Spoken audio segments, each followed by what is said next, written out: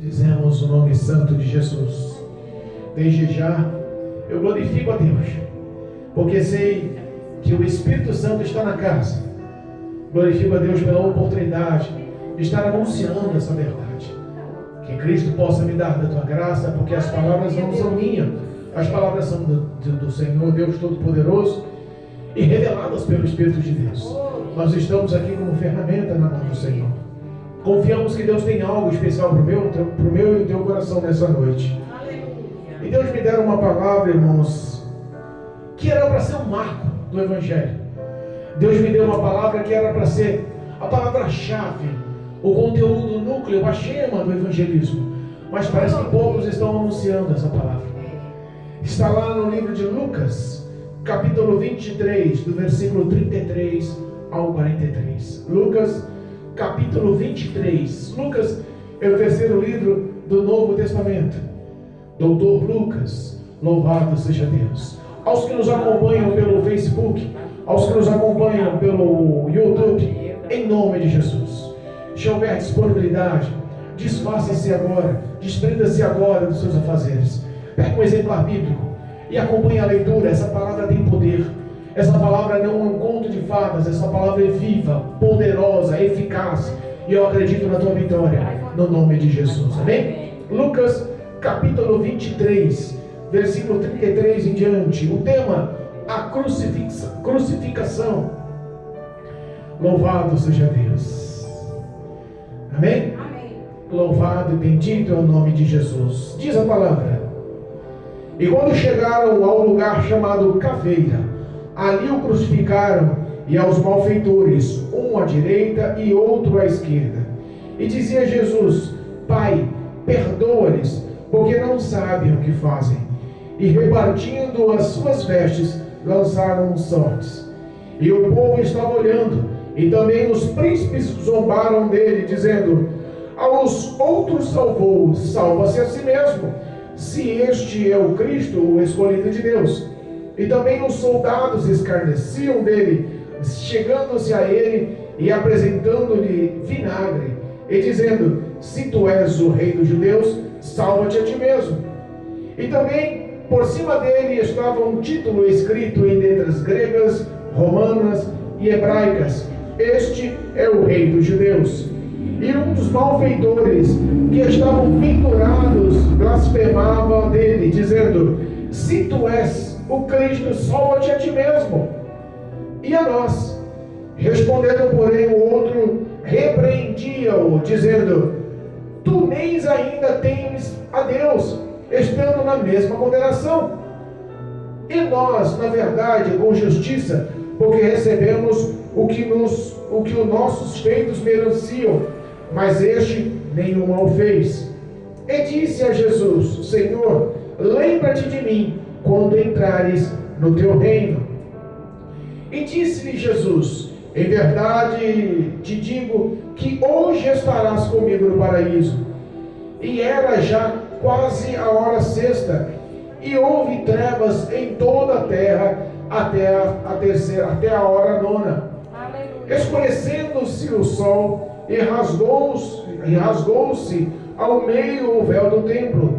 E chamando Jesus com grande voz, disse: Pai, nas tuas mãos entrego o meu espírito. E havendo dito isto, expirou. E o centurião, o que tinha acontecido, deu glória a Deus, dizendo: na verdade, este homem era justo. E toda a multidão se ajuntara a este espetáculo, vendo o que havia acontecido, voltando e batendo nos peitos. Amém? Amém. Louvado, engrandecido e bendito seja o nome de Jesus. Pode sentar, irmãos, fica à vontade. Irmãos, nós vivemos num mundo com os valores tão invertidos. Nós vivemos num mundo que parece que o mal ele está ficando cada vez mais fortalecido. Nós vivemos num mundo que parece que as trevas ganharam espaço. Vivemos num mundo em que os valores estão sendo invertidos de tal forma que estão nos assustando. Nós vemos aí pessoas que esqueceram dos valores familiares. familiares, esqueceram dos bons conselhos de pai e mãe. Nós vemos aí pessoas que já não acreditam e não valorizam mais os aconselhamentos e os ensinos de professores. Vemos pessoas que não temem e não respeitam mais as autoridades, os seus governantes, os seus líderes. Vemos aí pessoas que, em meio a tanta corrupção, colocam-se os valores errôneos, os valores malignos, em primeiro lugar, buscam essas coisas erradas para satisfazerem a sua alma, satisfazerem a sua carne, e esquecem os preceitos, esquecem os estatutos, esquecem os mandamentos, esquecem os valores de Deus. Nós sabemos que a crucificação de Jesus, nós sabemos que a morte dele sobre a cruz do Calvário foi um feito inédito. Nós sabemos que nunca houve, nunca haverá tal como Cristo Jesus, a ponto de doar-se voluntariamente. Nós estamos falando do Rei da Glória. Nós estamos falando daquele que era verbo e se fez carne. Nós estamos falando, como diz em Apocalipse 13, do Cordeiro de Deus que já tinha sido condenado à morte antes da fundação da terra. Nós estamos falando de um Deus que decidiu abrir mão na hora da sua maior dor, vendo o seu filho crucificado, maltratado, na cruz do Calvário, abriu mão e lhe abandonou, porque ele tomou sobre si, apropriou-se sobre si todas as maldições, todos os pecados dos seres humanos. Nós vemos que no nosso mundo espiritual existe uma batalha viva, intensa, real, aplausível, concreta, com fatos, com feitos corroborando e mostrando que a nossa maior batalha não é à vista, não é material, não é social. Os nossos maiores inimigos não são os parentes, não são os que estão ao nosso redor, não é o patrão, não é o amigo na empresa, não é o amigo na rua. Os nossos maiores inimigos são espirituais. Satanás, ele tem acesso a todos os setores deste mundo. Por isso que a Bíblia nos ensina que o mundo jaz do maligno. Ele consegue manipular, ele consegue expressar tudo o desejo, toda a vontade, todo o querer dele em todos os setores do mundo. Nós vivemos os últimos tempos sobre a face da terra. O tempo da lei foi prescrito e o tempo da lei foi quebrado, mas Cristo nasceu como criança de uma mulher na época da lei, na época em que prevalecia ainda o olho por olho, dente por dente. Eita Deus! Nós sabemos que neste mundo espiritual, nessa época da lei, nessa época de pouca misericórdia, de pouco entendimento, de pouco amor, Cristo veio para cumprir a lei, mas veio também para implantar a compaixão, a misericórdia, a graça. Aleluia. O ministério de Jesus não era outro senão um ministério vivo, representando o Deus Todo-Poderoso e representando o amor que Ele tem à humanidade.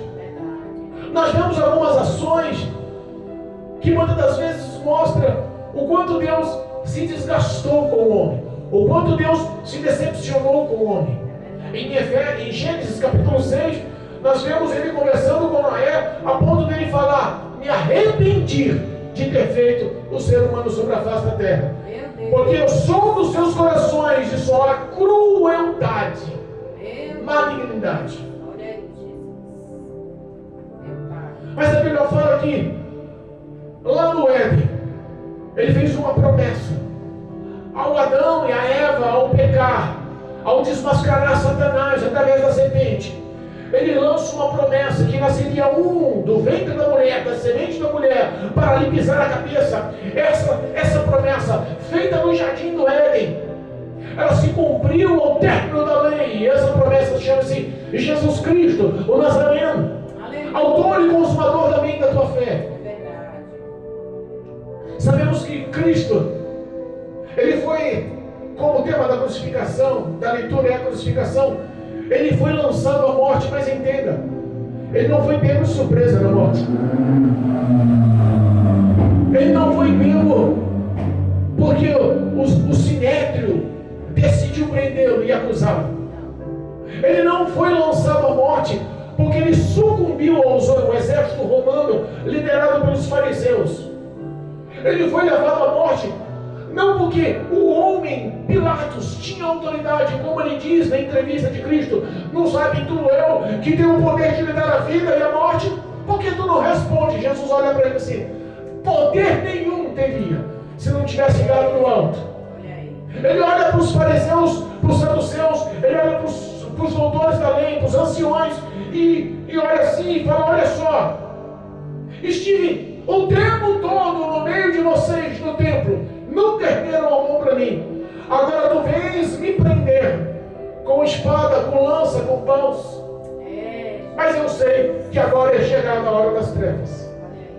Ele já tinha relatado aos seus discípulos, necessário é que o Filho do Homem entre em Jerusalém e seja entregue aos príncipes das sinagogas, para por eles ser ofendido, para por eles ser maltratado, para por eles ser morto e ao terceiro dia ressuscitar. Entenda que esse projeto não era um projeto que Satanás projetou. Esse projeto foi revertido numa ação de glória, para que se cumprisse a vontade de Deus proclamada pelos antigos profetas. Pastor, por que tudo isso? Porque Ele decidiu me amar, porque Ele decidiu te amar, porque Ele decidiu colocar o seu nome escrito no livro da vida, porque Ele decidiu te acrescentar de fé a tal ponto de você agradar a Ele com as suas ações e os seus feitos. Porque é Ele que se sobressai com graça para te fortalecer e te estruturar na palavra, a ponto de você abrir mão dos seus próprios desejos carnais, lutar contra o teu cansaço, lutar contra a sua batalha diária, lutar contra os seus afazeres e falar, hoje eu te disponho a estar na presença do Senhor. Glória a Deus. Oh, aleluia. Nós vemos que Cristo, Ele não foi lançado nas mãos de pessoas que lhe tinham domínio, pelo contrário. Ele sabia que tudo aquilo ali estava no domínio, no querer e na vontade de Deus. E a principal obra de Cristo sobre a face da terra foi obedecer ao seu Pai. Aleluia, Deus. A Bíblia fala que ele foi lançado nas mãos dos príncipes da sinagoga, no Sinédrio. Olha aí. Pedro o negara por 3 vezes quando foi preso, espancado e açoitado. Os soldados romanos, homens grandes, fortes, capacitados, vendaram ele pela madrugada, colocaram uma venda em seus olhos e faziam fila, tumultuavam em cima e ao redor dele. Cada um socava-lhe o rosto, espancava-lhe a face, batia-lhe de sangrar, e zombando falaram, adivinha quem te bateu? Tu não és o Cristo? Não tem revelado a muitos? Revela quem te espanca nessa hora. Cristo tudo padeceu, tudo sofreu, lançado de um lado para o outro, de Pilatos a Herodes, de Herodes a Pilatos, e os principais da sinagoga, guiados por demônios em ações demoníacas e malignas, inspirados por demônios, faziam a cabeça do povo, faziam a cabeça de uma junção religiosa e política com toda a sociedade da época. Muitos dizem a voz do povo e a voz de Deus, iludas. Muitas vezes o povo é o principal modo operante de demônios para agir contra a vontade de Deus. É verdade. Nós sabemos que Cristo foi lançado na cruz do Calvário, e quando ele, no caminho, depois de açoitado, carregando a cruz, o madeiro, sem forças para continuar, caindo ao chão, desfalecido, com as suas costas nuas, escarnecidas, mostrando ossos, perdendo sangue, em jejum, humilhado, um homem que estava totalmente sendo zombado e denegrido. A história, a estrutura física, a estrutura emocional, psicológica de Jesus estava sendo bombardeado, mas o teu espírito estava preparado. Aleluia. No Getsemane, uma noite antes, estava ele orando, e com intensidade na presença de Deus, o seu suor se transformava em sangue. A Bíblia fala que Deus envia anjos dos céus para confortar, para fortalecer, para animar a Cristo por passar e tomar aquele cálice, aquele fel que merecia-se eu e você passar. Oh, Deus meu. Nós não valorizamos muitas das vezes É verdade. o nome de Jesus. Quantas pessoas hoje em dia estão vivendo e sendo lançados de um modo tão nefasto ao pecado, e quando se fala em amor a Cristo, zombam da sua cara. Quantas vezes passamos por essa situação aqui? Pessoas passam rindo, zombando, caçoando. Pessoas que muitas das vezes param a porta, cruzam os braços, comentam, rindo, zombando da gente. Agora qualquer um é consagrado a pastor. Agora qualquer garagem virou igreja. Virou uma palhaçada esse negócio de religião de crente. Quantas pessoas estão zombando? Entenda uma coisa. Cristo, Ele passou por tudo isso. Ele passou por situações calamitosas. E em tudo, sabe qual foi a resposta dele? Pai, perdoa-lhes, porque eles não sabem o que fazem. Sabe o que eu enxergo nisso? Eu enxergo quando eu andava em pecado, quando eu andava sendo guiado por demônios, príncipe das trevas desse mundo. Todas as minhas ações carnais, os meus desejos carnais, toda a minha consciência pecaminosa me induzia ao afastamento de Deus por minhas obras. As minhas iniquidades, os meus erros, as minhas falhas, as minhas transgressões eram tão grandes, e mesmo sem amor a Deus, mesmo sem nenhum tipo de temor a Deus, Deus olha para mim e fala: eu te amo. O preço da sua alma foi o preço não pago por dinheiro, não pago por real, não pago por ouro, por prata, por bens. O preço da sua alma foi pago por sangue, sangue de Cristo Jesus, meu Filho amado na cruz do Calvário, para se apropriar das suas dores, das suas enfermidades, das suas malignidades, das suas maldições, da tua condenação ao inferno. É verdade. É verdade. O amor de Deus sobressai. Sabe, Mara, quando pecamos? Sabe quando nós falhamos? Sabe quantas vezes a gente cai no mesmo erro? Pede perdão e depois a gente fala: Senhor, pedi perdão e tornei a fazer. Pedi perdão e caí na mesma falha. Me dê força, me sustenta, me liberta dessa iniquidade. Me sustenta na tua graça, me fortifica na tua graça. Sabe quantas vezes a gente está no ato do pecado, no erro, que a sua concupiscência pesa? Naquela hora o diabo tenta bombardear a tua mente, porque é um momento de fraqueza. E olha para você e fala: você não merece perdão. Você não é apta por perdão. Você não é apto por perdão. Não merece esse amor. Não merece essa misericórdia. A sua vida é viver na bebida. A sua vida é viver na dança, na balada. A sua vida é viver no cigarro, na maconha. A sua vida é no adultério, na prostituição, na mentira, no engano, na soberba, é no orgulho. A sua vida está projetada para ser feliz do outro lado. Vem para o meu lado. Quantas vezes Satanás, com o seu projeto de acusador, ele tenta enfraquecer. E aí Cristo olha para mim, olha para você. Fala: meu querido, minha querida, em nada mudou o meu amor por você. Aleluia. Em nada mudou o meu amor por você. Os meus sonhos, os meus planos, os meus projetos, o que eu tinha elaborado para a tua vida, no ventre da sua mãe, quando estava ainda em gestação, formando-lhe os ossos, eu te conhecia e tinha um projeto até o fim da sua vida. Projeto de glória, projeto de paz, projeto de vida abundante, projeto de felicidade. O que nós vivemos hoje, muitas das vezes, não se combate, não se encaixa, não se modela com o que Cristo tem reservado para mim e para você. Jesus, chegando, olha só, chegando fora dos portões de Jerusalém, a sua cruz não aguentara, um homem sirineu leva a cruz no meio do caminho, para o lado de fora das muralhas, porque não matava-se ninguém dentro das muralhas de Jerusalém, no local alto, chamado Gólgota, ou caveira, ou sepulcro aberto. Por que chamava assim? Olha só o versículo 33. E chegando a um lugar chamado caveira. Por que caveira? Porque eles crucificaram à beira daquele monte.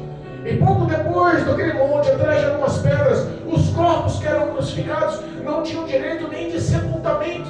Era lançado naquele buraco aberto, onde aves dos céus e bestas feras da terra vinham lhe comer as carnes apodrecidas.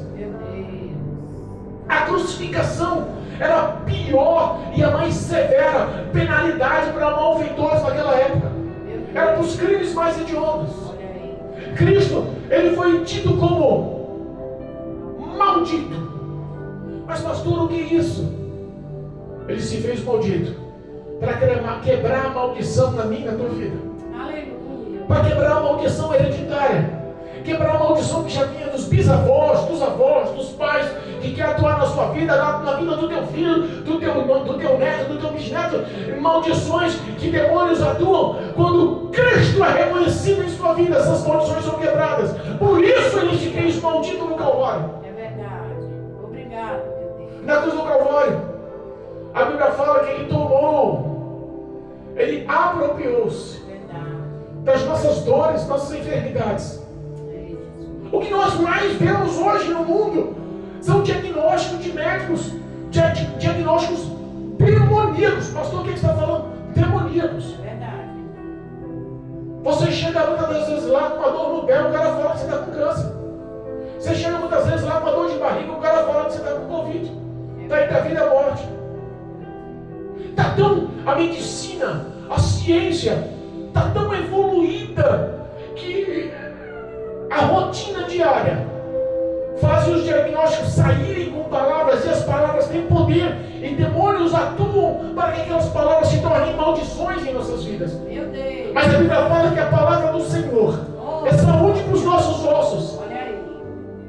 Glória a Deus. Obrigado. Todas as enfermidades lançadas para tentar barrar a tua saúde, a tua evolução, a tua prosperidade, a tua história com Deus, também foi tomada na cruz do Calvário. Aleluia. Eu aprendi que nos hospitais, nas UTIs, nas enfermarias, nos leitos cirúrgicos, aonde mais existe o risco de morte por causa de doenças, são os locais onde mais se clama o nome do Senhor. Em segundo lugar são os presídios, mas ainda nos hospitais, quando o homem chega ao risco de perder a sua vida, de perder a esperança, que o diagnóstico do médico já entrou no coração, já se esvaiu toda a sua autoestima, você já não consegue mais olhar com pensamentos futuros, com projetos futuros, que tudo desfalece em sua vida, que a amargura lhe domina o coração. Lembramos-se das palavras do Senhor. Aleluia.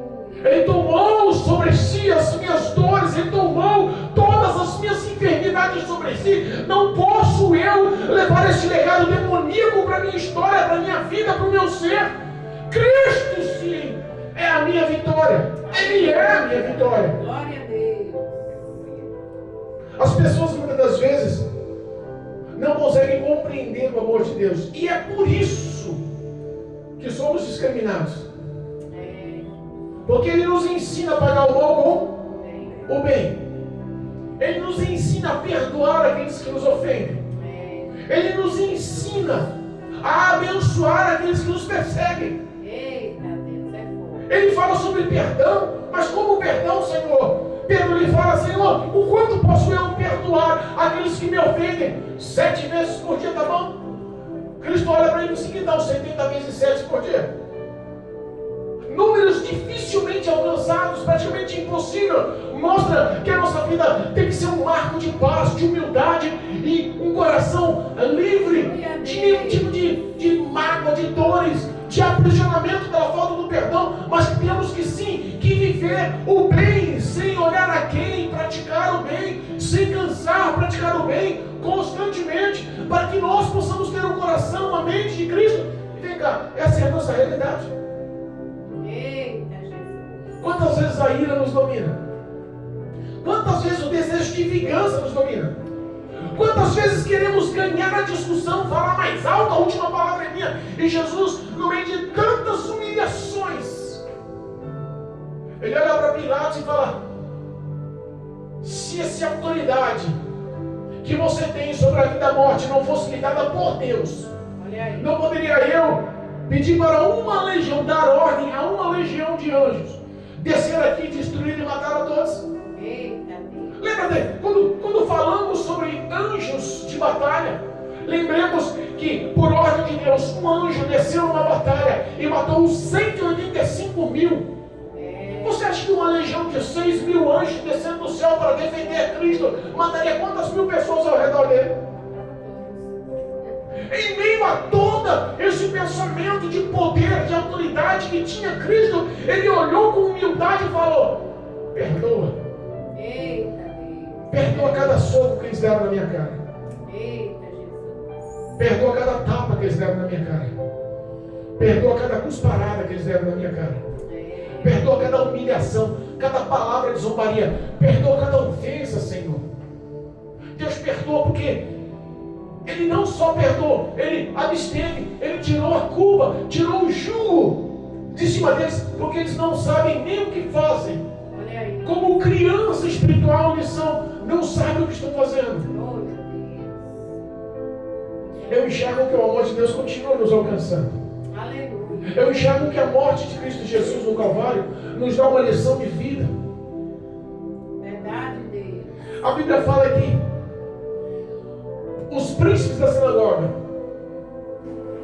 Caifás, Paulo e muitos outros, que estavam na liderança de todo o sinédrio e toda a cúpula de mais de 70 sacerdotes naquela época, naquela hora, que estavam ao redor incentivando os soldados, incentivando o povo a maltratar, a humilhar e a matar a Cristo. Os príncipes zombavam dele. Tu não é o Cristo? Tu não disse que é o escolhido? Tu não disse que é o eleito de Deus?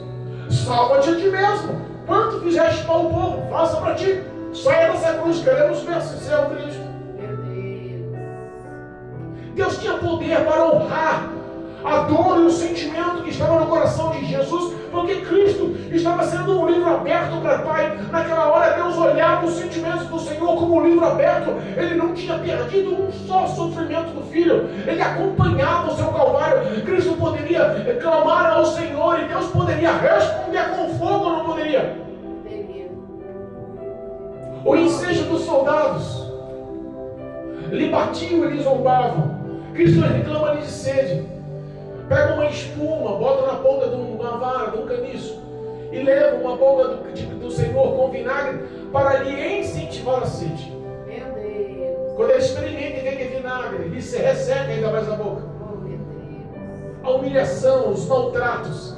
Pessoas ímpias que têm prazer no que é mal. Conhece pessoas assim? Verdade. Conhece pessoas que convivem com você, mas não sabem o que é compaixão e misericórdia. Verdade. Não sabem o que é perdão, não sabem o que é uma ação boa. Meu Deus. São justamente essas pessoas que estão ao teu redor, que esperam o seu bom testemunho, que esperam as suas boas obras, que esperam as suas boas palavras. Mas pastor, eles não merecem e nós merecemos. Pastor, eles não merecem a salvação e nós merecemos. Pastor, eles são homens maus, ímpios, só fazem o que é mal e nós merecemos, não fazendo o que era mal. É verdade. Oh, meu Deus. Obrigado. Cristo olha e fala: eu peço que o Senhor Deus perdoe eles. Nem saber o que fazem eles sabem. Olha aí. Colocaram sobre a cruz ou uma placa em escrito grego, aramaico e hebreu: este é o rei dos judeus. Ei. Quanta zombaria você aguenta? Quanta humilhação você aguenta? Aquela perseguição no serviço, aquela humilhação na condução, a traição daquele amigo, as palavras que doeram dentro do lar, com os nossos maiores inimigos, os parentes de casa. Quantas vezes passamos por situações e Cristo nos mostra que o exemplo de vida dele tem que nos dar um espelho para que possamos ser o pequeno Cristo sobre a face da terra, imitando os seus passos. Aleluia. Mas pastor, ser crente é difícil demais. Mas entenda, a salvação, existe uma recompensa muito maior. É verdade. O que foi cantado aqui, eu repito. O que foi expresso aqui nos louvores da harpa nessa noite, eu repito. As recompensas são eternais. O gozo, a alegria, o reino eterno ao lado de Cristo nos mostra uma recompensa que não terá fim. Verdade, Deus. Jesus, no meio, crucificado no meio de dois malfeitores. No meio de dois malfeitores. Ladrões, homicidas, assassinos.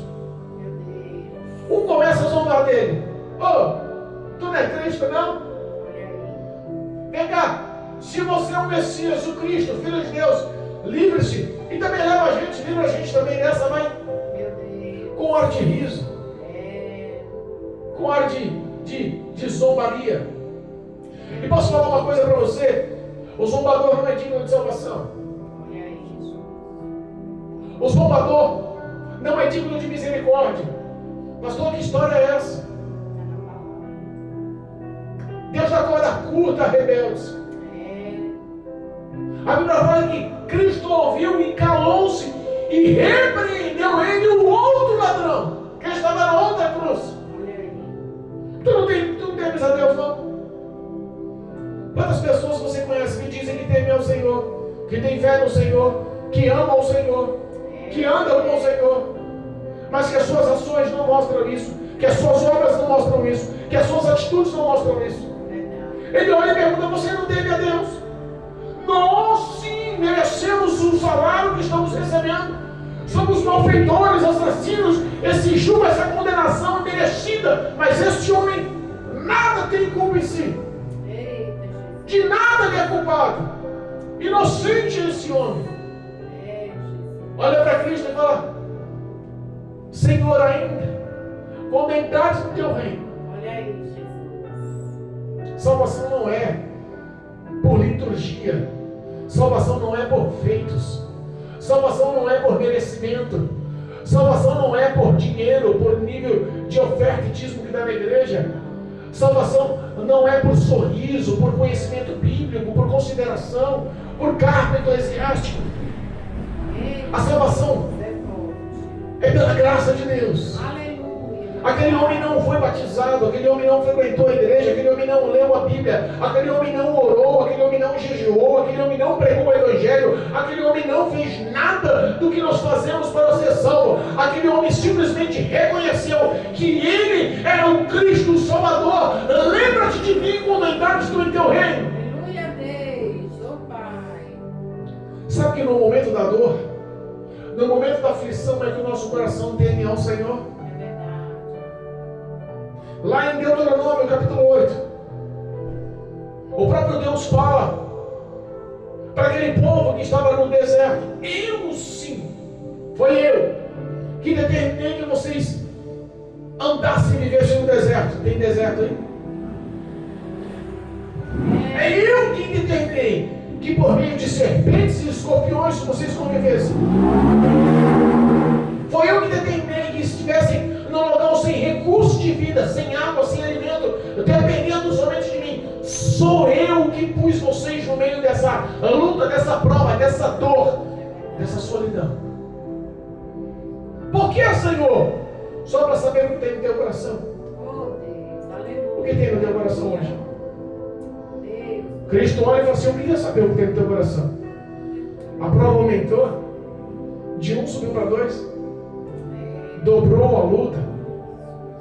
Aí você fala: por quê? Porque quando tinha só um, quando a prova estava mais simples, quando tinha condições de sujeitar ao Senhor e dar aquela luta, aquela força, aquele desejo de estar na presença de Deus, muitas vezes colocou a ocupação em primeiro lugar. Cristo falou assim: não, vou apertar um pouco mais. Quem sabe cuidando de 2, ela tem tempo para vir para a igreja. Quantos convites recebemos? Quantas palavras doces? Quantos bons dias pelo WhatsApp? Jesus te ama. Jesus quer se salvar. O Espírito Santo continua com saudades das suas orações. A dedicação que você tinha em ler, conhecer, em estudar, em guardar as minhas palavras, Cristo sente falta. É verdade. Qual é o teu relacionamento antes e depois da prova? Eita, Jesus. Aquele malfeitor, à beira da morte. Às vezes, a provação te atrai para perto de Deus. É verdade. Muitas das vezes, o diabo, ele monta ciladas, especialista em ciladas, armadilhas, especialista em armadilhas. Não subestime o poder das trevas. Ele conhece, ele estuda, está ao teu redor, calculando os seus passos, as suas ações, as suas falas, os seus pensamentos. Ele consegue deduzir. Às vezes, ele formula ciladas. E essas ciladas são tão boas, tão perfeitas, tão gostosas, que é como uma cela aberta. Meu Deus. Uma prisão de porta aberta. É. Mas dentro da prisão, você tem tudo que satisfaz a sua carne. Seus prazeres carnais. O namoro, o flerte, o beijo na boca, fica aqui, fica ali. É. Dentro da cela, a ostentação. O dinheiro está entrando, eu estou comprando, eu estou viajando, estou indo para shopping, estou fazendo meu cabelo, eu estou vivendo a vida que eu quero. É, Jesus. A saúde, aquele companheirismo, aquele montão de amigos. Meu Deus. Dentro da cela tem tudo que você quer. É verdade. Por que o diabo prepara uma coisa que satisfaça o homem, que realize os desejos do homem, para que o homem nunca precise recorrer a Deus? Meu Deus. Porque se está muito bem dentro da cela, ele não precisa recorrer a Deus. Se ele não está no vale, no deserto, nas dores, vivendo em meio a escorpiões, vivendo em meio a serpentes, se ele não está padecendo, se ele não está necessitando, se a saúde dele está intacta, se os bens estão intactos, se a sua vida profissional, financeira está intacta, se a sua vida sentimental, a sua vida amorosa está intacta, se a sua família, se a sua história está bem, sabe o que acontece? Você não recorre a Deus. É. Ou você troca um churrasquinho junto com a família para vir para a igreja no culto de doutrina. Ou você troca aquela ida para o shopping para pegar um cinema e depois um barzinho para estar evangelizando numa campanha na casa de um irmão. Cristo sabe o que faz. Mas pastor, é duro demais, é duro. Mas ele prefere te pôr num leito entre a vida e a morte, numa UTI, para não perder a sua alma, para que você não passe a eternidade afastada do Senhor. Mas, irmãos, entenda, o inferno é real. O inferno é real. Daqui a 100 anos, essa palavra que está sendo pregada, todos que estão ouvindo ao nosso redor, dentro da igreja e fora da igreja, todos os que passam à frente, todos os vizinhos, todos os moradores ao redor, não estarão vivos, todos estarão mortos. Não haverá lembranças. Os mortos se vão, os vivos em pouco tempo esquecem. O carro que tinha ciúme é vendido. As suas roupas muitas das vezes são doadas ou jogadas no lixo. O que você mais estima dentro da casa, aquele eletroeletrônico, aquele sapato que você comprou com zelo, aquela viagem que você programou, tudo isso é esquecido. O teu retrato em pouco tempo é colocado numa caixa no armário. O choro dura algum tempo, 1, 2, 3 meses. Hoje em dia, pela dureza do coração, às vezes nem isso. E começam a se esquecer. Mas a Bíblia fala que após a morte segue-se o juízo de Deus, o encontro com o juízo de Deus, o encontro e dar satisfação das suas obras, dos seus feitos, do que você é perante Deus. Aquele ladrão, malfeitor que estava zombando de Cristo, não teve a oportunidade de ouvir o que Cristo respondeu para aquele que assumiu, aquele que esteve na mesma situação, mas abriu o coração e assumiu que Cristo era o Rei. Senhor, Salvador. Glória a Deus. Cristo olha para ele e responde: olha só, imagina a cena, o que zombou à beira da morte, o que defendeu à beira da morte. Jesus olha para aquele que reconheceu que Cristo era o Senhor e fala: em verdade te digo, Aleluia, que ainda hoje estarás comigo no paraíso. olha aí. Será que essa frase, essa lembrança, esses pensamentos daquele que estava zombando, que daqui a poucas horas estariam mortos, será que não vai perdurar a eternidade na vida dele? Será que no inferno ele não estaria arrependido? Poderia ter mudado o meu conceito, poderia ter calado quando ele falasse: eu só concordasse em verdade, o Senhor lembra de mim também. Era suficiente. Oh, meu Deus. Sabe o que eu costumo dizer? Papai. Que o homem não vai para o inferno pelos seus pecados. O homem vai para o inferno porque abre mão do perdão, da misericórdia, da graça, do amor de Deus. Não quer mais saber de estar na presença do Senhor, de se relacionar com o Senhor, de se comprometer com o Senhor. Algumas pessoas estão nos ouvindo e entendem a necessidade que tem de Cristo em sua vida, mas muitas das vezes não vão, sabe por quê? Não quero saber o que o meu amigo vai pensar se eu estou na crente. Não quero nem saber de pensar o que o meu patrão vai pensar se eu sou crente. Imagina os meus filhos saberem que eu sou crente. Imagina os meus amigos próximos, os meus vizinhos saberem que eu me tornei cristão. A Bíblia fala que todo aquele que negar ao Senhor perante os homens também será negado perante o Pai que está nos céus. Mas todo aquele que aceitar, todo aquele que, oh glória, todo aquele que assumir Cristo no meio dos homens como Senhor e Salvador também será aceito, também será expresso, também será mostrado para o Pai dos céus. Aleluia, aleluia. Deus Todo-Poderoso. A Bíblia fala que ao meio-dia Cristo foi crucificado às 9 da manhã, foi morto, expiriu, entregou a sua alma ao Pai às 3 da tarde, mas que por volta do meio-dia o céu se escureceu, o sol não brilhou mais. Alguns estudiosos, teólogos, alguns estudiosos da Bíblia falam que na hora do feito, que o céu se escureceu, a natureza se calou, as flores do campo murcharam, os animais, nenhum animal emitiu um só som. Não houve um latido no cachorro, não houve o relincho do cavalo. Todos ficaram em silêncio. A natureza ficou em luto. Aquele momento de trevas, Cristo olha para os céus na cruz do Calvário. Depois de 3 horas, ele olha para o Senhor e fala: Pai, meu Pai, por que tu me abandonaste? Naquele exato momento, afirma-se o que diz lá no livro de Isaías: aprove Deus, houve prazer em Deus em moê-lo na cruz do Calvário, em lançar sobre ele todas as minhas iniquidades, os meus pecados, os teus pecados, as tuas iniquidades. O pecado da humanidade estava sendo bombardeado sobre a vida dele. Ele tomou sobre si.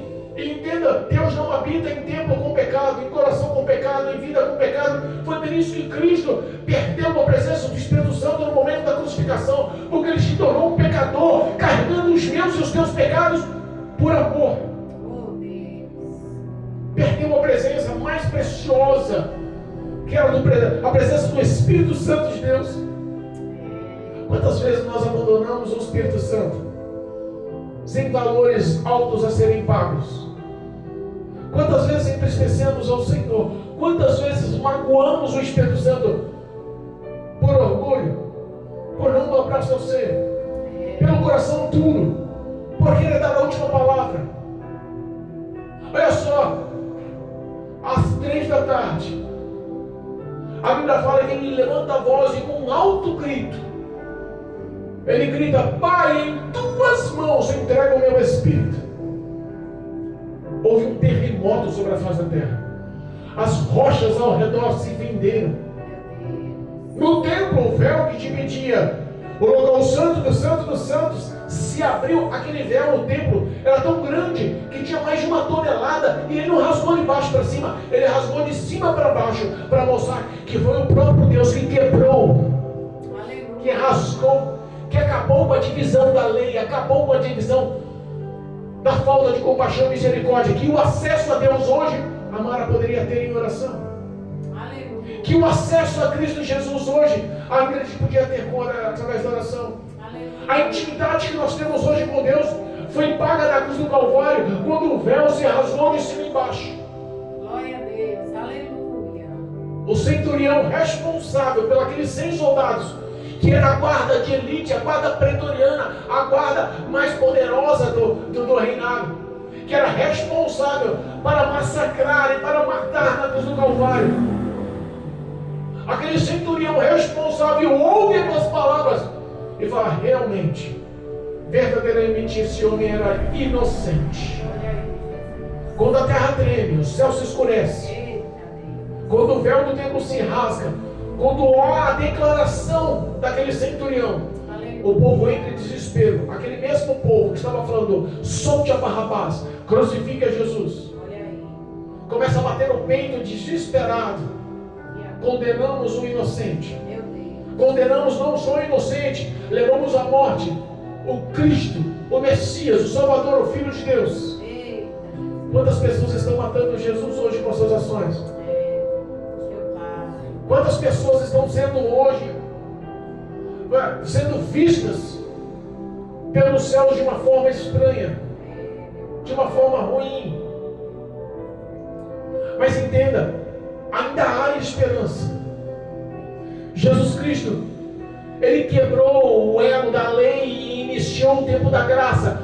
O perfil da morte foi quebrado ao terceiro dia na ressurreição. O início da imortalidade para a vida humana foi após o terceiro dia na ressurreição. O início da promessa de revestir-nos com a imortalidade, com a incorruptibilidade, com a eternidade ao lado do Senhor, iniciou quando Ele ressuscitou. A ressurreição dele não foi surpresa. Ele já tinha anunciado aos discípulos, já tinha sido expressa nas palavras dos grandes profetas, nos livros da lei.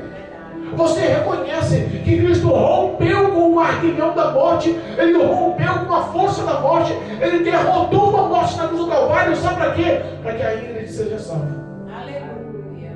Para que a Mara entre nos céus pelas portas. Aleluia. Para aqueles que nos ouvem e se rendam ao Senhor, tenham a oportunidade de entrar nos céus pelas portas. Para aqueles que são chamados criaturas, passarem a ser chamados filhos de Deus. Deus Todo-Poderoso. Para termos o nome escrito no livro da vida. Aleluia, meu Pai, eu creio. Irmãos, existe uma ação chamada arrebatamento. Mas pastor, quanto tempo eu estou ouvindo esse negócio de arrebatamento, hein? Olha só, o pastor da minha mãe, o pastor da minha avó, o pastor da minha bisavó já falava sobre arrebatamento. Só continua falando que a igreja vai ser arrebatada. Agora responda para mim, a Bíblia fala que é um abrir e fechar de olhos. Os céus vão abrir do oriente ao ocidente. Ele descerá nas nuvens com poder e grande glória, em seu cavalo com seus anjos. Aleluia. E Ele vai fazer o quê? Ele vai fazer as nossas vidas subirem em carne. Subiremos e se encontraremos com o Senhor nos ares. Responda para mim, se o teu ouvido não está ungido com santidade, com verdade, com justiça, com bondade, o teu ouvido não vai ouvir a última trombeta. Papai. E grande clamor, angústia e arrependimento será para aqueles que não forem arrebatados e verem a igreja, a noiva do Cordeiro, subindo aos céus. Papai. Aleluia. Jesus Cristo te ama. Oh Deus, obrigado. Jesus Cristo te ama de uma forma muito intensa. Não abra mão desse amor. Aleluia, meu Pai. Não abra mão do que Cristo fez por você. Valorize a presença do Espírito Santo na sua vida. Retenha a sua ira. Viva com prudência, com vigilância. Lute pela sua santidade. Mate a tua carne. Alimente o Espírito. Peça pelos frutos do Pai. Se não tem força, peça para o Espírito Santo. Me ajuda, me socorre, me sustenta. Ele é o teu ajudador, Ele é o teu socorro, Ele é o teu consolador, Ele é aquele que te fortalece, é aquele que segura em tuas mãos e te guia por esses caminhos difíceis. É Ele que vai conduzindo e abrindo os caminhos com as mãos, abrindo, jogando todos os empecilhos e cilados do diabo por terra, para que você seja uma pessoa salva, homem ou mulher de Deus, mostrado ao Senhor e aprovado pelo Senhor. Amém. Glória a Deus. Nunca se esqueça. A sua alma tem um grande valor. Nunca se esqueça. Jesus Cristo te ama. O amor dele não mudou. Os mesmos planos e projetos que ele tinha para a sua vida continuam ativos. As mesmas promessas que ele fez continuam sendo fatos concretos, reais em sua vida. Não perca a fé. Saia daqui alimentada por Cristo. Saia daqui alimentada pelo Espírito Santo. Saia daqui crendo nessa palavra. Saia daqui sabendo que você é preciosa, você é precioso, que Jesus Cristo pagou o preço de cruz para que você seja feliz e tenha paz na sua história. Aleluia. Glória a Deus. Em nome de Jesus. Receba a vitória em nome de Jesus. Amém. Louvado seja Deus. Amém.